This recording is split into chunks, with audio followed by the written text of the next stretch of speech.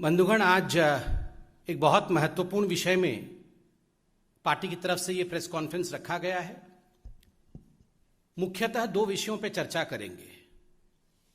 किस प्रकार केरल में आज पूरे हिंदुस्तान का 50% से अधिक कोरोना के केसेस केरल से आ रहे हैं। किस प्रकार राजस्थान में भी कोरोना के नियमों का मंत्रीगण खुद ही धज्जियां उड़ा रहे हैं। और अंत में राहुल गांधी जी ने जो कुछ सवाल पूछे हैं, उन सवालों के भी जवाब आज प्रेस कॉन्फ्रेंस के माध्यम से दिया जाएगा। बंधुगण, आज अखबारों में एक बहुत ही महत्वपूर्ण सवाल और एक बहुत ही महत्वपूर्ण विषय को उठाया गया है कि आज केरल में आखिर क्या हो रहा है। आज आंकड़ों के माध्यम से केरला के अंदर 22,000 केस एक दिन में कोरोना के आए हैं, उस विषय को छापा है। आप सोचिए, एक दिन में 22,000 केस आए हैं केरल में कोरोना के। और आज अखबार ने यह भी लिखा है कि ऐसा प्रतीत होता है मानो ये सेकेंड वेव नहीं हो, एक और वेव आरंभ हो चुका है केरल के अंदर। तो ये बहुत ही गंभीरता का विषय है, बहुत ही चिंता का विषय है। क्या हम एक और वेव की ओर बढ़ रहे हैं? इसके लिए जिम्मेदार कौन है? देखिए, केरल में जून 6 के बाद आज सर्वाधिक केस आए हैं। आज राज्य में 22,000 केस आए हैं। इससे पहले जून 6 को तमिलनाडु में 20,421 केस थे। उसके बाद किसी भी राज्य में अगर सर्वाधिक केसेस आए हैं जून 6 के बाद, तो वो केरल राज्य है। केरल में भी मई 29 के बाद ये सर्वाधिक केस है। इससे पहले केरल में भी विषय कंट्रोल की तरफ बढ़ रहा था, मगर कहीं ना कहीं कुछ ऐसा हुआ है, कहीं ना कहीं कुछ गलती केरल सरकार से हुई है, जिसका नतीजा यह हुआ है कि आज पूरे हिंदुस्तान का सर्वाधिक केस केरल से निकल रहा है। विगत 4 हफ्तों में, in the last 4 weeks, the case load in Kerala is consistently increasing. विगत 4 हफ्तों में जो केस लोड कोरोना का है केरल में, वो लगातार बढ़ते जा रहा है। और जो पॉजिटिविटी रेट है कोरोना का केरल में, वो आज बढ़ करके 12.35% हो गया है। यह अपने आप में चिंता का विषय है। आज केरल में इन 22,000 सिंगल डे केस को ऐड करके अगर हम देखें, इसका योग करके हम देखें, तो कुल मिलाकर जो केस संख्या केरल में है वो 33 लाख है। 33 lakh people in Kerala today have suffered from corona, including the 22,000 people who have tested positive yesterday. बंधुगण, ये देश का दूसरा राज्य बनता है महाराष्ट्र के बाद। महाराष्ट्र में 62 लाख लोग हैं जिनको कोरोना हुआ है और केरल में 33 लाख है। तो स्वाभाविक रूप से चाहे महाराष्ट्र हो चाहे केरल हो, ये चिंता का विषय है कि जब देश सेकेंड वेव से उभरा है और थर्ड वेव कैसा नहीं आए, how to prevent third wave, इस पर पूरे देश में चर्चा हो रही है और यह चिंता का विषय है। ऐसे में what is the carelessness of the Kerala government that we see such kind of case load rise? क्या गड़बड़ी हुई है केरल में, यह जानना पड़ेगा। आपको पता होगा कि बीच में कांवड़ यात्रा के समय एक बहुत बड़ी चर्चा देश के मीडिया में और देश के राजनीतिक हलकों में हुई थी, और ये चर्चा थी कि कांवड़ यात्रा को बंद करना चाहिए। देखिए, बहुत ही दायित्ववान बनते हुए, बहुत ही जिम्मेदारी के साथ, चाहे उत्तराखंड की सरकार हो चाहे उत्तर प्रदेश की सरकार हो, किस प्रकार से लोगों के जान को बचाना है, इस विषय को लेकर इन दोनों सरकार आगे बढ़ी। सुप्रीम कोर्ट ने जो भी हिदायतें दी उसका पालन किया गया। मगर बकरा ईद के समय जो रिलैक्सेशन 3 दिन का केरल सरकार ने दिया, उस पर सुप्रीम कोर्ट ने भी चिंता जताई थी। और सुप्रीम कोर्ट ने कहा था, we direct the Kerala government to give heed to article 21, read with article 144 of the Constitution of India and follow our orders given in the Kanwar Yatra case. Kanwar यात्रा में हमने जो हिदायतें दी है, हमने जो फैसला सुनाया है, केरल सरकार को चाहिए कि वो उन हिदायतों का, उन एडवाइजेस का और उस फैसला का पालन केरल में भी करे बकरा ईद के समय। मगर दुख के साथ मुझे कहना पड़ रहा है, तुष्टीकरण की राजनीति जीती और सुप्रीम कोर्ट के इस हिदायत को केरल की सरकार ने पालन नहीं किया। नतीजा 22,000 केस आज केरल के अंदर आए हैं। नतीजा, आज केरल एक दूसरे वेव की ओर बढ़ रहा है। ये तुष्टीकरण आप सोचिए किस हद तक हमारे राजनेताओं को क्या क्या करा सकता है। मुझे तकलीफ हो रही है कहते हुए कि आज कोई भी ऐसा पॉलिटिकल पार्टी नहीं है बीजेपी को छोड़कर जो केरल के इस परिस्थिति पर चिंता व्यक्त करे और जो केरल को और हमारे तथाकथित लिबरल पॉलिटिशियंस को, जो तुष्टीकरण की आड़ पर अपने आप को लिबरल कहते हैं, उनको आईना दिखाने का काम करे। मैं धन्यवाद करता हूं मीडिया का, जिन्होंने इस विषय को आज अखबार के माध्यम से और आज न्यूज के माध्यम से उठाया है और हमें जागरूक करने का काम किया है।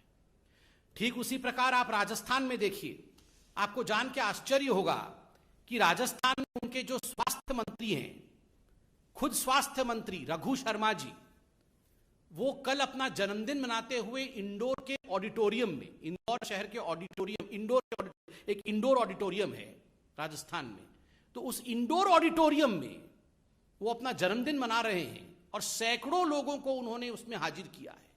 अभी यह भी मीडिया में चल रहा है कि मंत्रिमंडल का फेरबदल राजस्थान में हो सकता है। तो शक्ति प्रदर्शन करने के लिए कि हमारे पास ज्यादा लोग हैं, यह दिखाने के लिए रघु शर्मा जो स्वास्थ्य मंत्री हैं, वो जिस प्रकार का व्यवहार कर रहे हैं, सैकड़ों लोगों को कहीं ना कहीं वो खतरे में डाल रहे हैं कोविड रिस्ट्रिक्शंस हटा करके। स्कूल कॉलेजेस राजस्थान में बंद है, किंतु आप देखिए राजस्थान में खुद स्वास्थ्य मंत्री और उनकी सरकार लोगों की जान को खतरे में डाल रही है। और वैसे में आज राहुल गांधी और कुछ विपक्ष के नेता जब सवाल पूछने संसद के पटल को छोड़ करके संसद के बाहर आते हैं और सवाल पूछते हैं, तो इन सवालों का जवाब जनता भी देना चाहती है और हम भी चाहते हैं इन सवालों का जवाब राहुल गांधी को दिया जाए। राहुल जी, आपने कहा कि आज पूरा विपक्ष जो है, वो पूरा विपक्ष आज एक हो गया है और एक होकर ये कुछ सवाल पूछ रहा है। राहुल जी, ये तथाकथित विपक्ष एक कब नहीं था? आज ममता जी भी चाय पी रही हैं सोनिया गांधी जी के साथ, आप कह रहे हैं कि हम सब एक हो गए। आप याद करिए 2018 में कर्नाटक में किस प्रकार ये तमाम विपक्ष के नेता एक दूसरे के हाथ पकड़ करके मंच पर मौजूद थे। ममता जी, मायावती जी, सोनिया जी, ये सारे लोग मंच पे मौजूद थे और कह रहे थे हम तमाम नेता एक होकर भारतीय जनता पार्टी को हराएंगे, हम मोदी जी के विचारधारा के खिलाफ अपनी आवाज को बुलंद करेंगे। क्या नतीजा हुआ? क्या नतीजा हुआ? जनता जनार्दन है। राहुल गांधी, अखिलेश जी एक साथ साइकिल में बैठे थे, दो अच्छे लड़के यूपी के निकले थे साइकिल पे। क्या नतीजा हुआ उस साइकिल यात्रा का? क्या नतीजा हुआ इन सबके गठबंधनों का?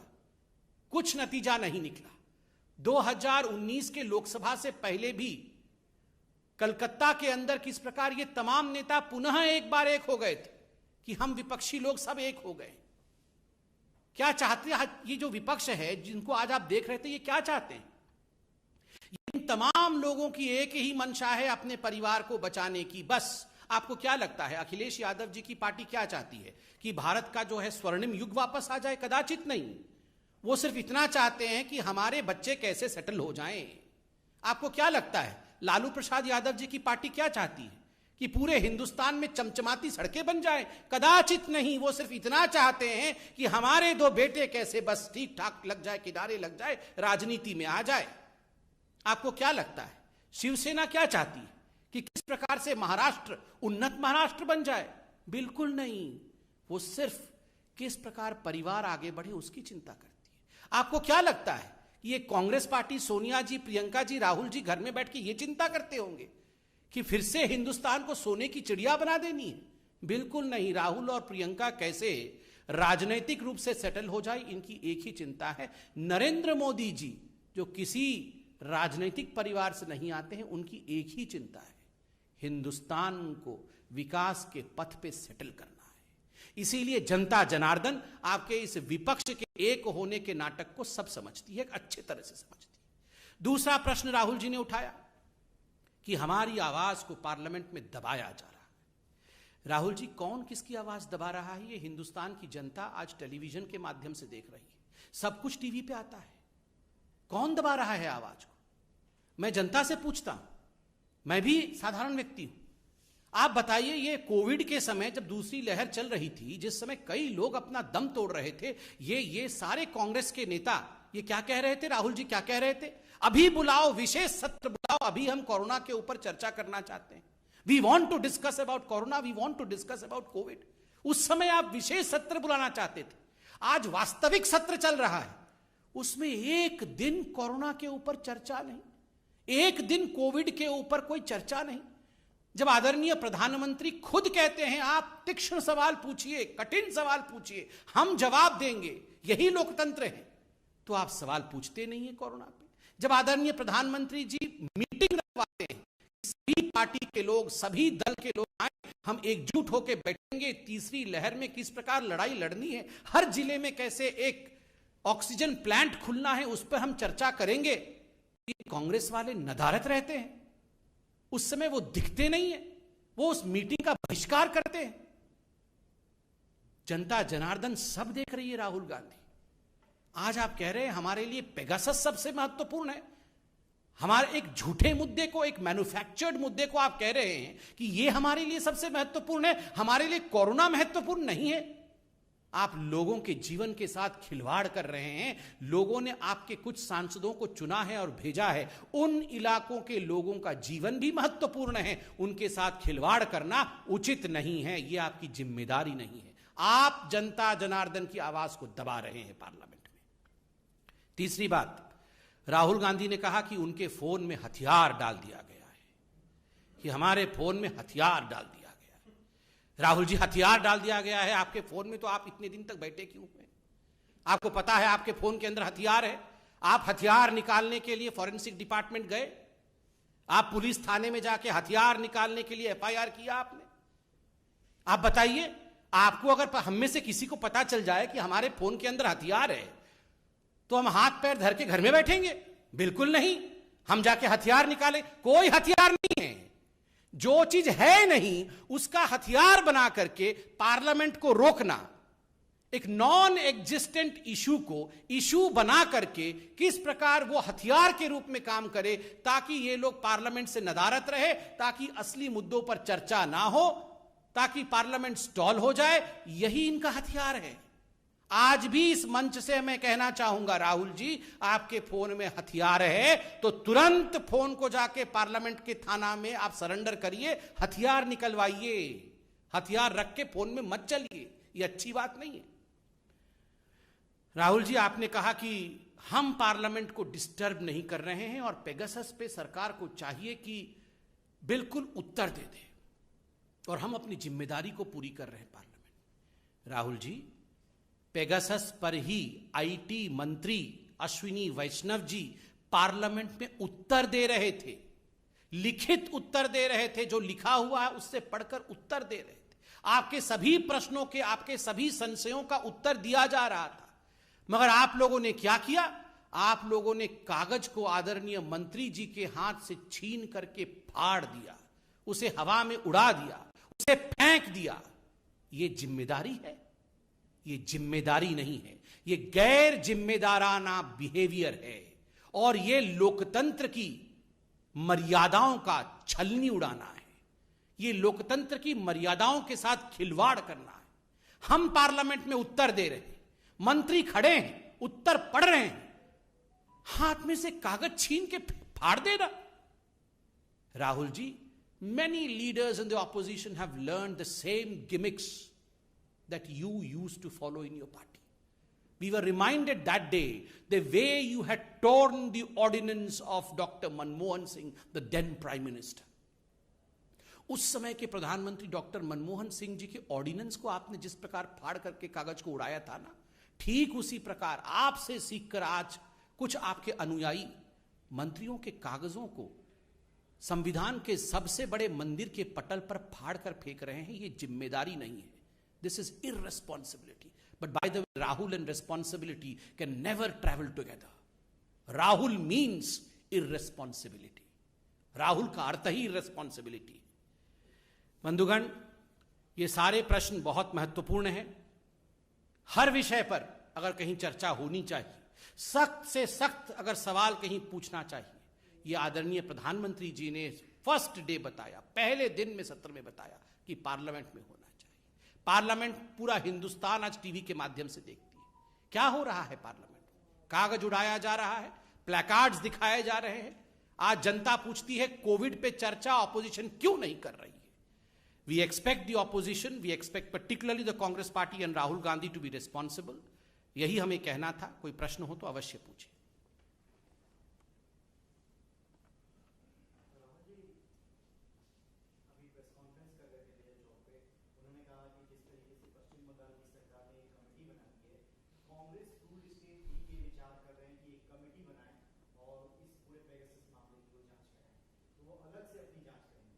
देखिए, राहुल जी अलग से जांच कराना चाहते हैं, उनके फोन के अंदर हथियार है, उसकी जांच कराना चाहते हैं तो सिंपल है बहुत। अपने फोन को फॉरेंसिक डिपार्टमेंट में दे दे, पुलिस में एफआईआर कराएं और कहें कि मेरे फोन में हथियार है। ये एफआईआर करते नहीं। आपके फोन में अगर हथियार होगा आप एफआईआर करेंगे ना? उनके फोन में हथियार है, वो बोल रहे हैं मैं जानता हूं मेरे फोन में हथियार है, मगर मैं कंप्लेंट नहीं करूंगा, केवल प्रेस कॉन्फ्रेंस करूंगा। ये कमाल की बात है। अगर मेरे फोन में हथियार होगा तो मैं प्रेस कॉन्फ्रेंस करने से पहले एफआईआर करूंगा, अपने फोन को पुलिस स्टेशन में दे के आऊंगा। ये राहुल जी के फोन में ऐसा क्या है जो वो इतना डर रहे हैं कहीं भी देने के लिए? ऐसा क्या है उनके फोन में? और राहुल जी की क्यों कोई जासूसी कराएगा? क्यों जासूसी कराएगा राहुल जी की? आप बताइए।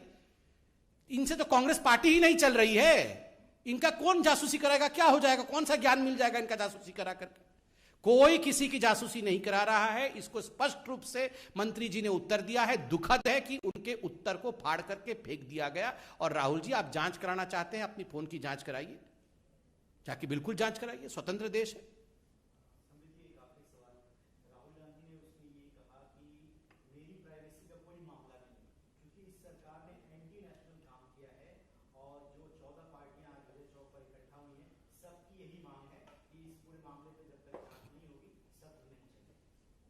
आज राहुल गांधी जी ने दो शब्दों का इस्तेमाल किया है, एंटी नेशनल और treason. It is anti national not to discuss Covid on the floor of the parliament.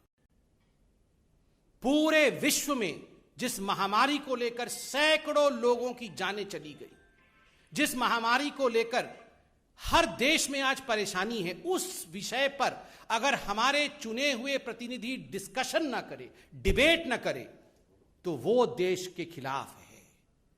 और जो भी इस डिस्कशन को होने से रोकता है, कहीं ना कहीं वो देश के ऊपर आघात करता है। आज रवि जी, अब मैं सबको बता दूं जो टीवी देख रहे हैं, जिन्होंने ये प्रश्न पूछा वो खुद इतने बीमार थे कि आज मैं भगवान को नमन करता हूं कि आज वो हमारे साथ हैं, अच्छे स्वास्थ्य के साथ हैं, और ईश्वर आपको इसी प्रकार स्वास्थ्य प्रदान करे, 100 साल आप रहे। मगर आज राहुल गांधी जी ने अपने प्रेस कॉन्फ्रेंस में एक पत्रकार के साथ जिस प्रकार का बर्ताव किया है, जिस प्रकार का बिहेवियर किया है, दैट इज कंडेमनेबल। एक पत्रकार को कहा मुझे पता है आप कैसे काम करते हैं, आप डिस्टर्ब मत करिए, आप चुप रहिए। ये पत्रकारों के साथ ऐसी बात की जाती है? ऐसी बात नहीं होती है राहुल जी। आपको इस प्रकार का व्यवहार किसी भी पत्रकार के साथ नहीं करना चाहिए। और रवि जी, आप बैठे हैं, आप खुद बताइए, आप कोरोना से गुजरे हैं। मैं चाहता हूं कि आप लोग सब बताइए, कोरोना पे डिबेट डिस्कशन होना चाहिए कि नहीं पार्लियामेंट? किस प्रकार से ऑक्सीजन हर जिले में लगे, इसकी चिंता होनी चाहिए कि नहीं? कोई चर्चा करने नहीं दे रहा, कागज फाड़ा जा रहा है। यह धोखा है देश के साथ और देश की जनता के साथ। बहुत सर,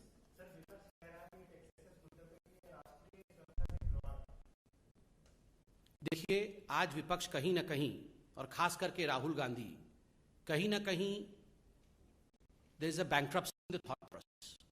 आज इस देश के सामने सबसे बड़ा मुद्दा कोई है तो वो किस प्रकार थर्ड वेव को प्रिवेंट करना है, किस प्रकार वैक्सीनेशन को सुचारू रूप से पूरे राष्ट्र में चलाना है, किस प्रकार से कोरोना को लेकर ऑक्सीजनेशन की तैयारी करनी है। यही आज राष्ट्र के लिए सबसे बड़ा मुद्दा है। और अगर हमारे प्रतिनिधि, हमारे मेंबर ऑफ पार्लियामेंट, हमारे सांसद ये सब डिस्कशन नहीं कर पाए, और एक नॉन एग्जिस्टेंट विषय जिस पर कि जिन्होंने स्टोरी किया है वो खुद कंफ्यूज्ड हैं, वो स्पष्टता के साथ कुछ बता नहीं पा रहे हैं। जो कह रहे हैं कि हमारे फोन में हथियार है, वो अपने फोन को जांच के लिए देने के लिए तैयार नहीं है। आप पूरे पार्लियामेंट को, पूरे देश को उन विषयों पे बरगला नहीं सकते हैं। सारे विषयों पे आप चर्चा पार्लियामेंट पे करिए, सारे विषयों पे, किसी विषय पे चर्चा करने से कोई रोक नहीं। बहुत बहुत धन्यवाद। Thank you so much.